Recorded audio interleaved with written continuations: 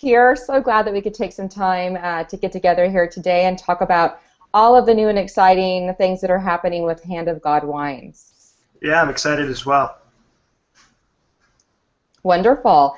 So first off, I am thrilled to chat with you about the new VRM white blend here from Mendoza, Argentina. Santiago, I think, has just done a masterful job once again. If you could tell us about this beautiful wine, that would be wonderful. So let's, I think I have a bottle. I know it looks open and half drunk, but I promise that wasn't from today. No, we're super excited about this wine. This wine has never been done before in Argentina, and we call it the VRM, kind of an homage to GSM, but also kind of love the idea that it sort of sounds like vroom, which is hopefully what your taste buds will do when it gets in your mouth. But it also stands for Viognier, Roussanne, and Marsanne. And we love the Rhone, so we wanted to make a Rhone-inspired wine. We think Argentina and the terroir and the land down there can do so much more than traditionally has been asked of it, if you will.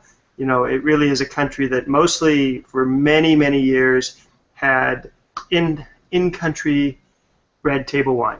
And only in the last 10, 15 years has the world opened up and recognized and invested in Argentina, such as we have, and said, wow, let's see what they can do on the world stage. And we think this is a very good example of that.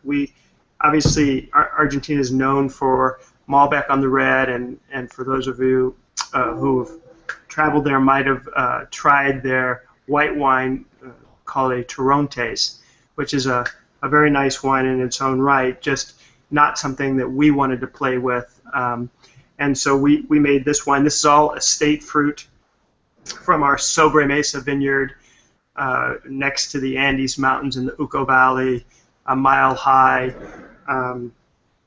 This is a 2012, so we planted back in 2007 to give you a sense of the maturity of the grapes. And it's a third, and a third.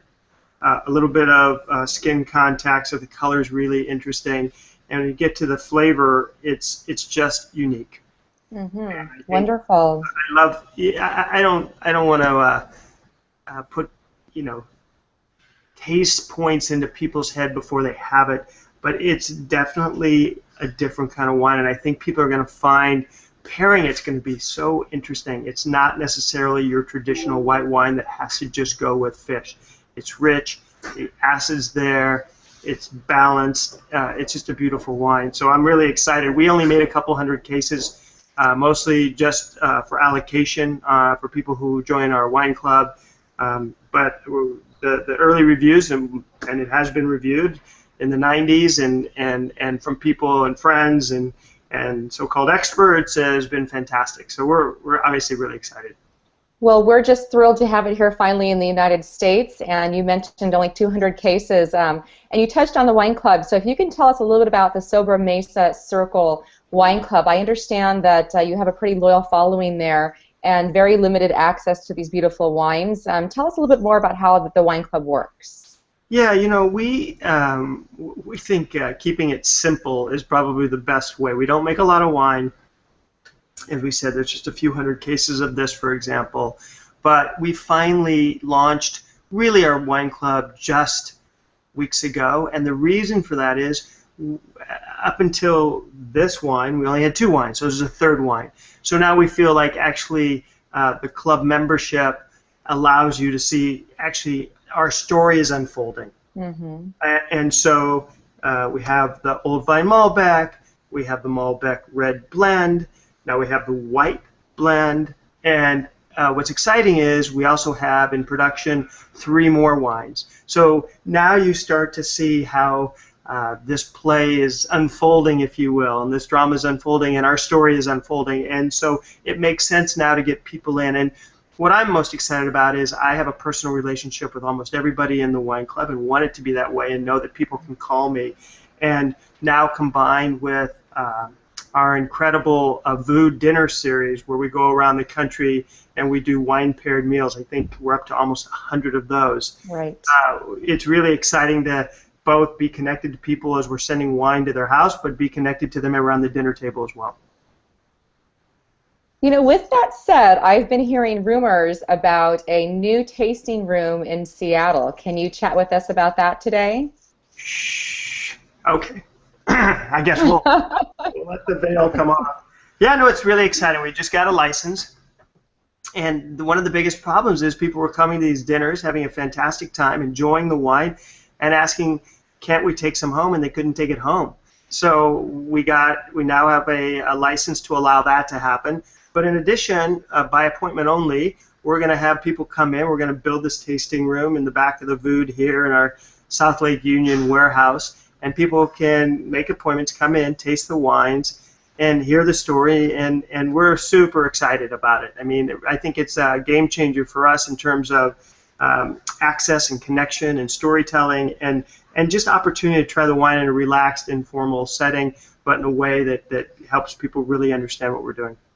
What an exciting opportunity for your fans there in the Seattle area. I'll have to definitely add that to my calendar the next time I'm up your way. Absolutely. And you touched a little bit as well on Santiago and, Santiago Austral, obviously the master of Malbec, bringing us now this beautiful white blend, and some new wines are coming here to the U.S. Are you able to give us a sneak peek on what those might look like? Well, I'll talk about it just briefly. No wine before it's time, to paraphrase an old slogan. But, what we want to do is we started off by kind of setting the bar and showing people, if you will, our high end. But we also want to make sure that people who might not feel that the old vine and the red blend is their everyday wine, we want to create a wine for those occasions too. And so we're, again, using the same philosophy, the same winemaker, the same estate fruit. We're going to come out with what we'll call our entry-level wines, single varietals that are just going to be explosive for the amount of for the price, and just be beautiful for every day around the table drinking. Wonderful. Excellent. And when do you think we might be able to get our hands on those new? I've learned in this business never to overpromise. In an ideal world, we'd have it in time for the holidays, and that we're shooting for that. But to be safe, maybe it's the first of the year. Okay, well, wonderful. Well, as we wrap up here today, Jon, from what I understand, you'll be releasing your September wine club with the release of the new VRM coming out here in a few weeks. Yes. You have obviously an exciting opportunity now to taste in Seattle at the recently released tasting room. And so for those folks who'd like to learn more about Hand of God Wines, we have handofgodwines.com as your website address. Any other ways that they can get in touch to make a reservation? Well, sure. So we're a very small operation, and they can call me directly. They can email me directly, john@handofgodwines.com. I'll be here anytime anyone wants to do it. Weekends, nights, probably not mornings, but if some people are on a different time zone, that's fine. But yeah, no, we're here. We're here, and we really.